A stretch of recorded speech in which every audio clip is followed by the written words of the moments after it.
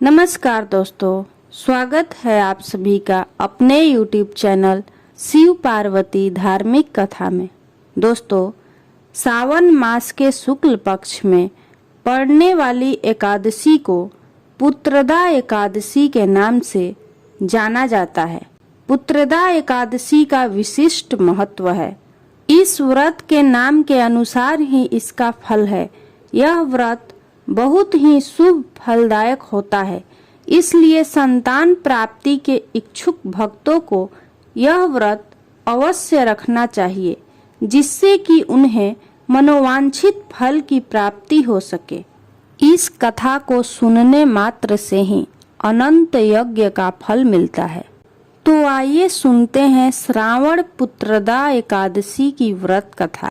एक बार धर्मराज युधिष्ठिर ने भगवान श्री कृष्ण से श्रावण मास के शुक्ल पक्ष की एकादशी के महत्व और उसकी कथा के बारे में बताने का निवेदन किया। तब भगवान श्री कृष्ण ने कहा कि सावन के शुक्ल पक्ष की एकादशी श्रावण पुत्रदा एकादशी के नाम से प्रसिद्ध है। आपको श्रावण पुत्रदा एकादशी व्रत की कथा के बारे में बताता हूँ। इसकी कथा इस प्रकार है। द्वापर युग के आरंभ में महिष्मती नाम की एक नगरी थी, जिसमें महिजीत नाम का राजा राज्य करता था। लेकिन पुत्रहीन होने के कारण राजा को राज्य सुखदायक नहीं लगता था। उसका मानना था कि जिसके संतान न हो उसके लिए यह लोक और परलोक दोनों ही दुखदायक होते हैं। पुत्र सुख की प्राप्ति के लिए राजा ने अनेक उपाय किए, परंतु राजा को पुत्र की प्राप्ति नहीं हुई।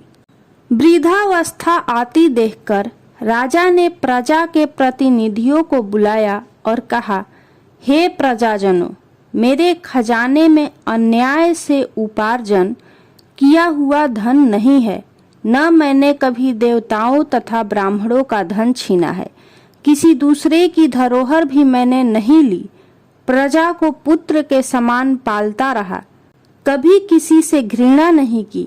सबको समान माना है। सज्जनों की सदा पूजा करता हूँ।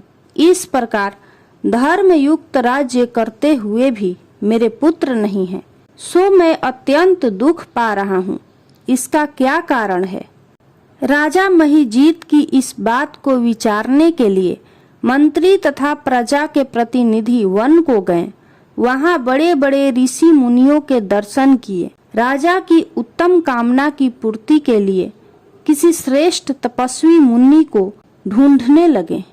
एक आश्रम में उन्होंने एक अत्यंत वयोवृद्ध धर्म के ज्ञाता बड़े तपस्वी, परमात्मा में मन लगाए हुए, निराहार, जितेंद्रिय, जितात्मा, जीत क्रोध, सनातन धर्म के गूढ़ तत्वों को जानने वाले, समस्त शास्त्रों के ज्ञाता महात्मा लोमस मुनि को देखा। सबने जाकर ऋषि को प्रणाम किया। उन लोगों को देखकर मुनि ने पूछा कि आप लोग किस कारण से आए हैं? निसंदेह मैं आप लोगों का हित करूंगा। मेरा जन्म केवल दूसरों के उपकार के लिए हुआ है, इसमें संदेह मत करो। लोमस ऋषि के ऐसे वचन सुनकर सब लोग बोले, हे महर्षि, आप हमारी बात जानने में ब्रह्मा से भी अधिक समर्थ हैं, अतः आप हमारे इस संदेह को दूर कीजिए। महिष्मती पुरी का धर्मात्मा राजा महिजीत प्रजा का पुत्र के समान पालन करता है, फिर भी वह पुत्रहीन होने के कारण दुखी है। उन लोगों ने आगे कहा कि हम लोग उसकी प्रजा हैं, अतः उसके दुख से हम भी दुखी हैं। आपके दर्शन से हमें पूर्ण विश्वास है कि हमारा यह संकट अवश्य दूर हो जाएगा, क्योंकि महान पुरुषों के दर्शन मात्र से अनेक कष्ट दूर हो जाते हैं। अब आप कृपा करके राजा के पुत्र होने का उपाय बतलाएं। यह सुनकर ऋषि ने थोड़ी देर के लिए नेत्र बंद किए और राजा के पूर्व जन्म का वृतांत जानकर कहने लगे कि यह राजा पूर्व जन्म में एक निर्धन वैश्य था। निर्धन होने के कारण इसने कई बुरे कर्म किए। यह एक गांव से दूसरे गांव व्यापार करने जाया करता था। एक समय ज्येष्ठ माह के शुक्ल पक्ष की द्वादशी के दिन मध्याह्न के समय वह एक जलाशय पर जल पीने गया। वह 2 दिन से भूखा प्यासा था। उसी जलाशय पर एक प्यासी गर्भवती गाय जल पी रही थी। राजा ने उस प्यासी गाय को वहां से भगा दिया और स्वयं जल पीने लगा। इसीलिए राजा को यह दुख सहना पड़ा। एकादशी के दिन भूखा रहने से वह राजा हुआ और प्यासी गाय को जलाशय से भगाने के कारण पुत्र वियोग का दुख सहना पड़ रहा है। ऐसा सुनकर सब लोग कहने लगे कि हे ऋषि, शास्त्रों में पापों का प्रायश्चित भी लिखा है, अतः जिस प्रकार राजा का यह पाप नष्ट हो जाए, आप ऐसा उपाय बताइए। लोमस मुनि कहने लगे कि श्रावण शुक्ल पक्ष की एकादशी को, जिसे पुत्रदा एकादशी भी कहते हैं, तुम सब लोग व्रत करो और रात्रि को जागरण करो, तो इससे राजा का यह पूर्व जन्म का पाप अवश्य नष्ट हो जाएगा। साथ ही राजा को पुत्र की अवश्य प्राप्ति होगी।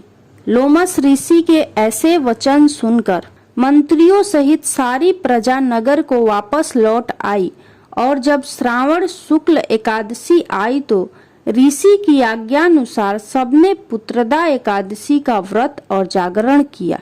इसके पश्चात द्वादशी के दिन इसके पुण्य का फल राजा को दिया गया। उस पुण्य के प्रभाव से रानी ने गर्भ धारण किया और प्रसव काल समाप्त होने पर उसने एक बड़ा तेजस्वी पुत्र को जन्म दिया। इसलिए हे राजन, इस श्रावण शुक्ल एकादशी का नाम पुत्रदा एकादशी पड़ा। अतः संतान सुख की इच्छा हासिल करने वाले इस व्रत को अवश्य करें।